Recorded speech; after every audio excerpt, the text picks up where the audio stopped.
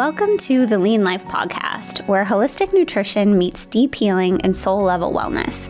This is a space where we connect mind, body, and spirit, where lean means shedding the layers, returning to who you truly are, and nourishing yourself from the inside out. I'm Lauren Ahola, your host and holistic registered dietitian with over a decade of experience, and I've learned that real healing goes far beyond food. It's emotional, spiritual, and deeply personal. If you're ready to go deeper, reconnect with yourself, and truly lean into all that you are, you're in the right place. Let's do this. Hi, everybody. Welcome back. Today's episode is all about SIBO, which stands for Small Intestinal Bacterial Overgrowth. And so my last episode was on just the overall gut health in general, kind of gut health 101. And I wanted to take it a little bit further into going into more specifics of different gut conditions some of you might be dealing with, or maybe you know somebody dealing with them, because it's just, there's no way you can talk about gut health in one episode. Today's episode about SIBO is something that I have experienced and I help a lot of clients with. So it's really something I'm passionate about because I know how much this can really impact somebody's life and really just make you feel pretty awful. Let's just get into it. So what is SIBO? SIBO, like I said, stands for Small Intestinal Bacterial Overgrowth, meaning that bacteria normally belong in the large intestine begin growing into the small intestine. So we have all sorts of bacteria in our bodies, but when we think of the gut microbiome, right, your good gut bacteria, that term that you will hear all over the place now, and it is such a real thing. These good bacteria that we want mostly are supposed to be in our colon. But sometimes, which we'll get into, different conditions and gut motility, these bacteria that are supposed to be in your colon, they move to your small intestine. So they're not bad bacteria, they're just in the wrong place. And what they like to do is feed on fibers and good nutrients for you. And in your colon, right, we say more fiber, great. You need to feed the bacteria in your colon good fiber and fruits and vegetables and all hosts of good food. But when these bacteria are in the wrong place and they start to ferment food in your small intestine, it can make you feel just super bloated or gassy, or maybe some people experience heartburn and a host of other issues. So it's really just about how do we get to the root cause and get these bacteria to be back in the right place. And your small intestine is huge. It is not designed for hosting a lot of your gut bacteria, gut microbiome. This is the place where you're digesting and absorbing a lot of your nutrients. A lot of times, too, with something like SIBO, because we have these bacteria in the wrong place, you might have low vitamins and minerals, or things like low iron, or low iron is something that I've specifically struggled with, and there is such a link there. But if you think about it, if you're not digesting and absorbing your nutrients correctly, and all these little bacteria are the ones taking all your nutrients, that could be a part of it. And when these bacteria overgrow in your small intestine, they ferment carbohydrates too early. They're supposed to ferment in your colon, like I said, and then they produce excess gas and inflammation. And beyond the nutrient deficiencies, it also can lead to fatigue and chronic inflammation. So an interesting fact, let's say you go to the GI doctor, which a lot of my clients do. I see a lot of clients for gut issues that maybe just haven't gotten the answers that they're looking for. And they do all these workup of testing, and then everything comes back normal, and they're like, sorry, you just have IBS, right? Whether it's IBS-C, IBS constipation, IBS-D, IBS diarrhea, maybe it's a mix. With SIBO, you could have constipation and or diarrhea with both. But what they don't say, and something I find really interesting, is that up to 60 to 70% of people with IBS may actually have underlying SIBO. And so when I meet with someone and I hear common symptoms, which we'll get into, it's something that I always want further investigation for, of can we test for this and treat you for it? So common signs and symptoms that maybe you or somebody that you love might be dealing with SIBO. The biggest thing red flag is significant bloating or abdominal distension. You wake up, flat stomach, by the end of the day, feel more and more bloated. And bloated is beyond just that feeling, right? Specifically with SIBO is like looking like you're pregnant at the end of the day and more in the morning. Maybe it's not super flat, but it's definitely like you don't wake up that way. These bacteria, based on what you're eating, can start to ferment and just make you way more bloated. So that is the biggest thing that I will look for. And then excessive gas or belching can definitely be related. Constipation and or diarrhea. And alternating, they can alternate. Also, you may experience some heartburn or reflux if you haven't gotten any answers with that. And then just a lot of abdominal discomfort after eating. And you might notice that you have a lot of food intolerance symptoms. Maybe it's been a while, maybe it's suddenly you cannot tolerate foods that you once did, or most of the time, which is hard with something like SIBO, is it's the healthy foods that make you bloated, things with fibers and something we'll get into called FODMAPs. These would be common foods that if you think you potentially have SIBO, these are some of the most common triggers that will make you bloated. Beans, lentils, chickpeas, garlic and onions, apples, any of these stone fruits, peaches, pears, plums, cruciferous vegetables, things like broccoli, cauliflower, Brussels sprouts, cabbage, psyllium husk fiber or fiber supplements that may bother you, gluten, dairy, and a host of other fruits and vegetables. So yeah, it's like you could try to be eating healthy and just feeling worse and worse. And I will say that is exactly what happened to me. So I've had a host of gut issues, and this is how I've gotten into it. And, I really do believe that some of our struggles become our biggest strengths. And without me experiencing a lot of these gut issues that I've had, I wouldn't have looked deeper. Just going to regular dietitian school, they don't teach you any of this stuff. And how I've got into it more myself was seeking functional care practitioners, doctors, and really just taking a lot of courses and learning on my own and healing myself. And when somebody comes in now, I truly know how they might feel because I've experienced it in my body. With SIBO, I'll say back in, how long ago was that now? 2022 to 2023. And I've said this in other podcasts before and shared my personal journey of that and my gut issue started before that, but this was another layer, just a deeper layer that I was going through a lot of emotional healing as well. And I was eating some meat in my diet, but it was a lot of plant-based things. I was doing a lot of plant medicine healings and going along with the foods that they had recommended. And I did a ton of, big salads and soups with beans and vegetables. And I would eat, cauliflower rice instead of rice and hummus and apples. And apple used to be one of my favorite things. And one of the weirdest things is I remember eating apples and feeling like I was going to puke. And I was like, well, that's really weird. I feel awful. And by the end of the day, my stomach was just so distended and so bloated.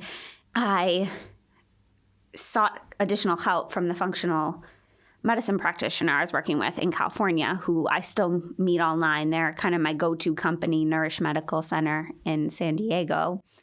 And she's like, I think you might have SIBO. And I was like, what the heck is that? So we did the test, and my numbers came back so high.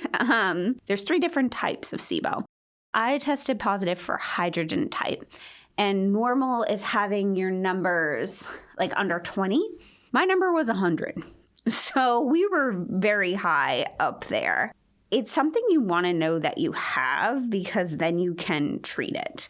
It doesn't just go away on its own. And, I'm not going to say SIBO is the answer if you have IBS for everybody, but it's definitely something that you want to rule out. And so how you do that is a breath test. And the breath test will show the 3 different types. Some of them only show 2 types, but the 3 different types of SIBO the breath test will measure are hydrogen, methane, and hydrogen sulfide. And that's a test that I use in my practice. It's called Trio Breath Smart. It's a breath test that you can do at home. And it does take a couple hours to do it. All the instructions are in there. And then you just send it in and results come in about 2 weeks. Insurance often covers it. If it doesn't cover it with me, I often refer my clients to see their physician And it really just depends on the physician that you see if they're cool with it or they believe it. Because I always get pushback, it's like just coming from a nutritionist. Do they believe in it? Do they believe what I say? But I try my best to advocate for my patients and get things covered through insurance for them if possible.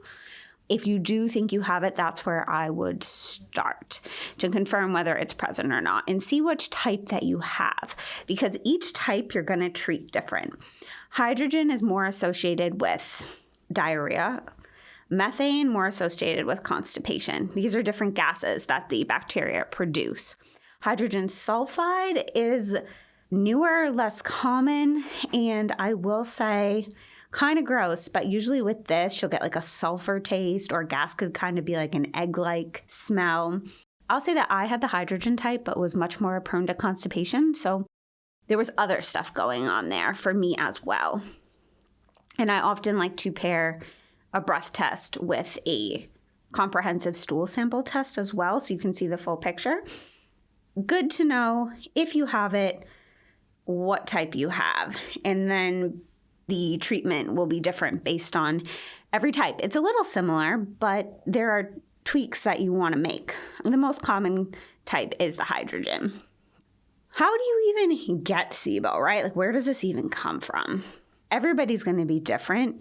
It doesn't just happen overnight. There are multiple causes of why SIBO may develop, but the most common contributors, I would say, are poor gut motility. So that would be slow movement of food through the digestive tract. Also, pretty similar, a little different, delayed gastric emptying, which takes your stomach a little bit longer to delay foods. And the other part of motility is a dysfunction in the migrating motor complex. Also, it stands for MMC. So our guts and our small intestines all have these cleaning waves, and that's what the migrating motor complex is. These cleaning waves are designed to move food through your small intestines, and sometimes they can become damaged or they don't function as well as they should.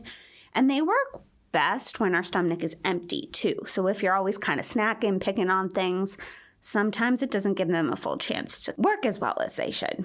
But if we're not moving food through our small intestines or using the cleaning waves to sweep and clean it out into our colon, things back up, and then bacteria can start to feed on that and overgrow. So that is a big reason. Another reason, chronic constipation. So if you've suffered constipation a lot of your life over time, right, waste just sits in your intestines and it can create an environment where bacteria overgrow. If you've had a food poisoning in the past, sometimes even one episode of food poisoning can damage the nerves that control gut motility. One-time food poisoning can be related to so many things. Common food poisonings you may know of: Salmonella, E. coli. There are tests we can do that see if it's in your system. If it's been in the past, likely it's cleared out, but it could still cause some damage in the long term. Other risk factors that maybe can contribute to SIBO that could explain why you might have it: long-term acid-suppressing medications like PPIs. That's a whole other conversation and topic that I could go on and on about. But you need stomach acid to break down your food and kill things off. And if you're chronically taking these proton pump inhibitors that are constantly lowering your stomach acid, they're meant to be a short-term medication. Long-term, they can cause a lot of issues beyond just your gut health, but that can definitely be related. If you're diabetic, that can be related to SIBO. Thyroid issues, especially hypothyroidism, slows things down. If you had any abdominal surgeries or there's adhesions or scar tissue in your lower abdominal intestinal area, that can be related because some damage there, things might not move along like they should. Endometriosis, that's also associated with some scar tissue. So that could be related. I mean, stress is another thing related to everything. And certain autoimmune diseases could be some risk factors. So just some things to think about if you're like, have I experienced any of these things?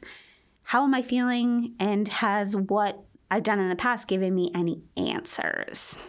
Now that we've gone through the causes, the types, how you test, what SIBO is, and kind of what I've experienced, it's like, what do you even do, right? How do you treat this?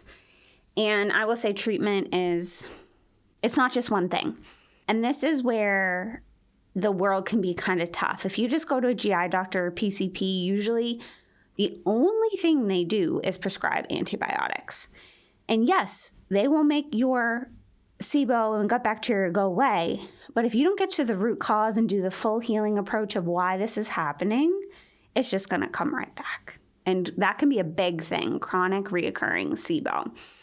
And so I'm not big into medications, but I always do my research, and I prefer a more holistic approach. But after researching and making my own decisions of what I see work the best, I did take antibiotics when I was diagnosed with SIBO. And the main antibiotic that you will take is something called rifaximin or Xifaxan.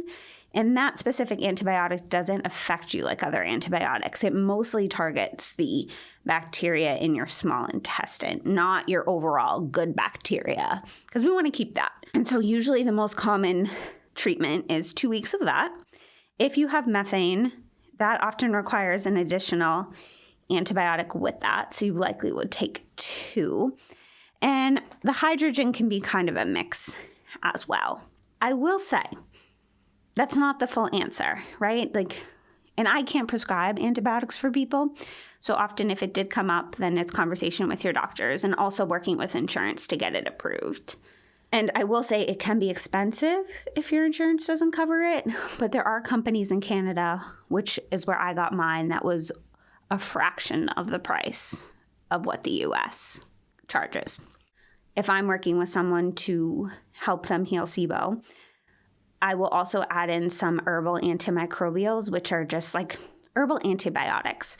Things like oregano, berberine, neem, those type of herbs can be really strong and supportive in addition to the antibiotics. And I often wouldn't do them together. If I do the antibiotics, then we'll do some antimicrobials. And beyond just killing things off, we need to give your digestion some support too. Anything that can help. So depending on the person, sometimes digestive enzymes or bile support or a little stomach acid support can be helpful as well to do with it. We do want to, along the way, make sure we're doing things to improve your motility. Things like prokinetics. There's herbal prokinetics, things like ginger, artichoke can be helpful. And that would be called like a MMC, migrating motor complex supplement.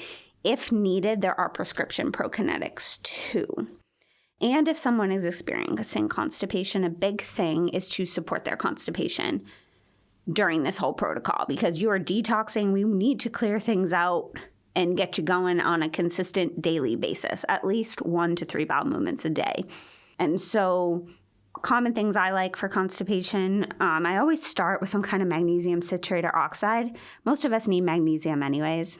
Fiber I'm very cautious with SIBO, but in certain types and with the person, it can be done.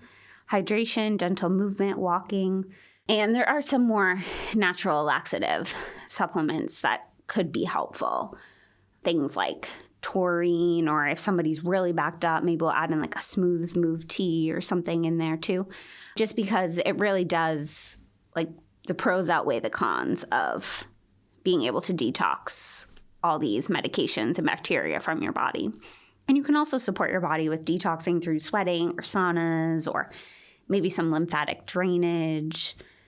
So just looking at kind of like the overall whole picture. The last sort of supplement I would add into this protocol is gut repair supplements. Because if we're think about adding in some antibiotics or herbal things to clear things out, we really just want to give your gut some soothing, healing support along the way. I often recommend these blends of gut healing powders just because I find them to be the easiest and they include so much at once. And these powders would include things like L-glutamine to help seal and heal your gut lining, maybe things like aloe or marshmallow. Zinc is really good for gut repair, and collagen can be something good to add in too. That is the supplement medication approach. And I'm not going to go into doses or this or that. It's very individualized. You want to talk to somebody about you and your test results. What are the numbers? Because if your numbers are higher, we're going to want to do more treatment, and based on your symptoms of how you feel. But beyond that, what you eat also matters too, and how you take care of your body.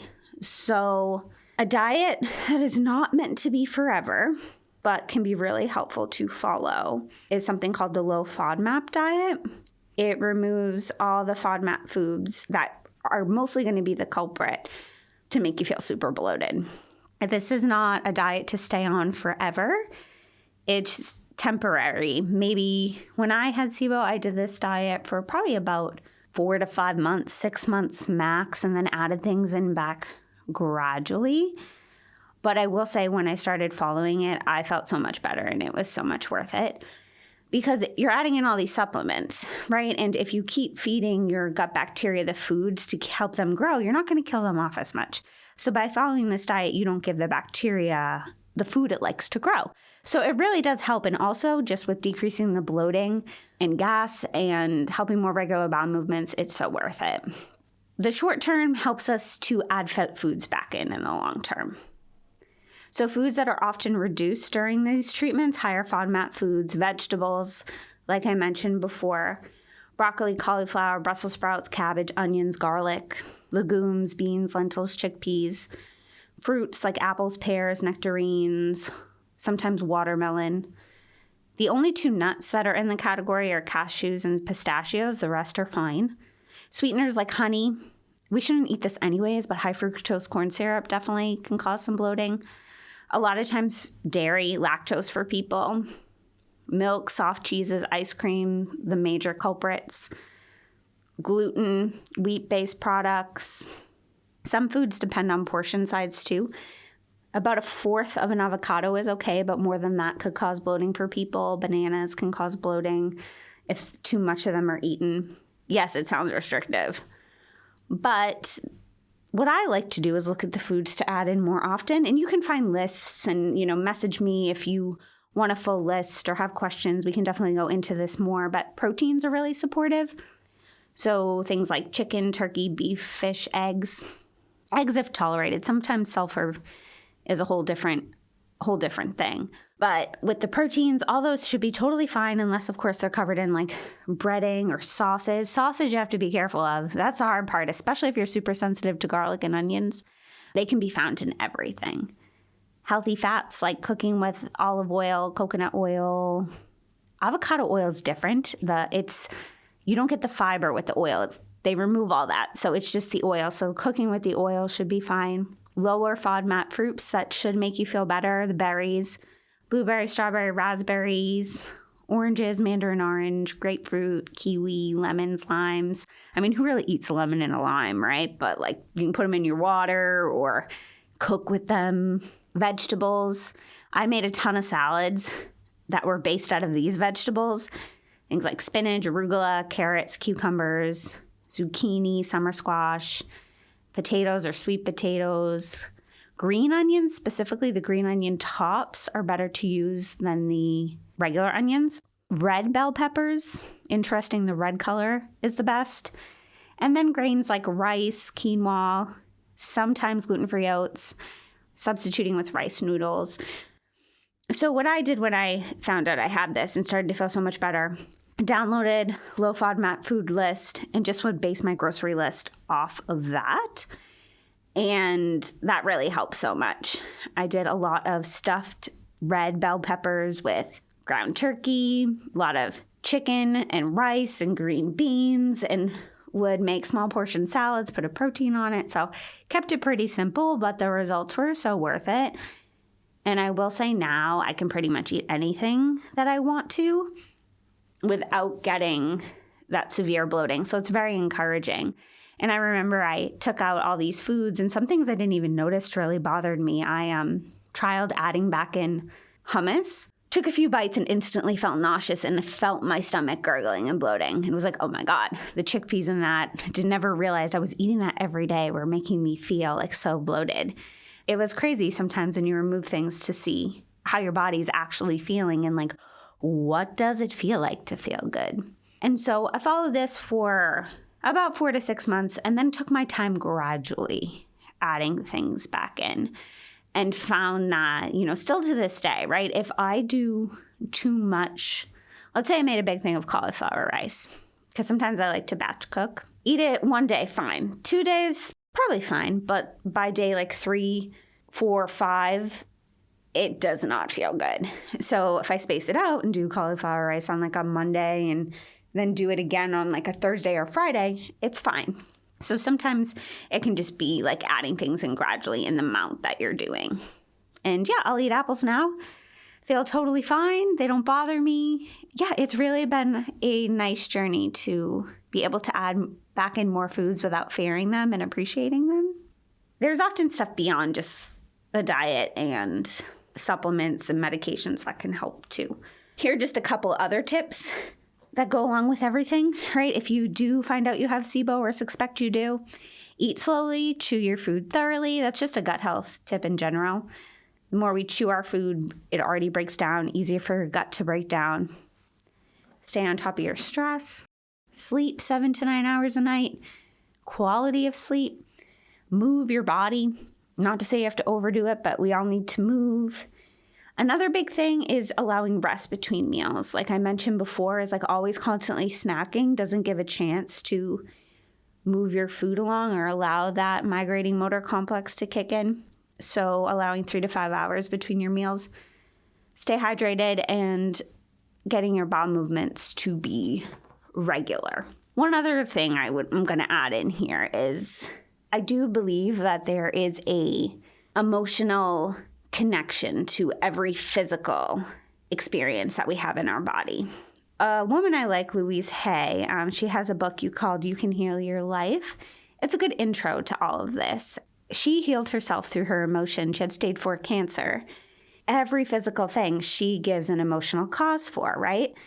I think our body communicates through us, through physical symptoms. It's like, hey, pay attention to me. You're so busy. You just keep going on with life, burying everything, not feeling things, working. And it all builds up. And beyond just all the other reasons I mentioned earlier of what can contribute to SIBO, long before that can be our emotions. With SIBO, right, something is overgrowing in your body. These bacteria are invading in a place that they shouldn't be. And the question I want to ask ourselves is, where am I allowing other people's energies or emotions to take over? And where can you stand more into your strength and say, no, this doesn't belong here. This is my body.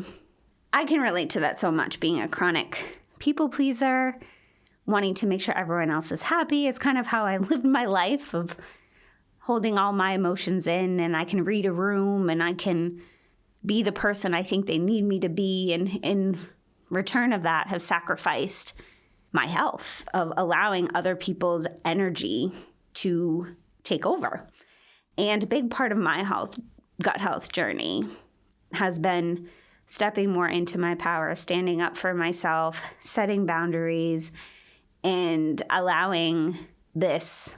I'm going to get into a whole other topic here, but this is really quick.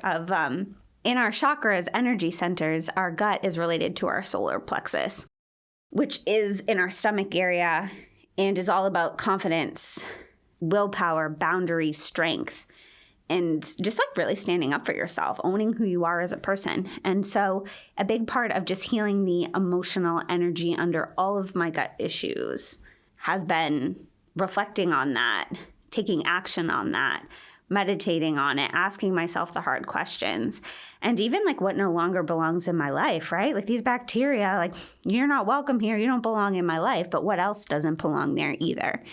If that resonates with you at all, sometimes we always just want like a diagnosis, a medication, a diet, a cure.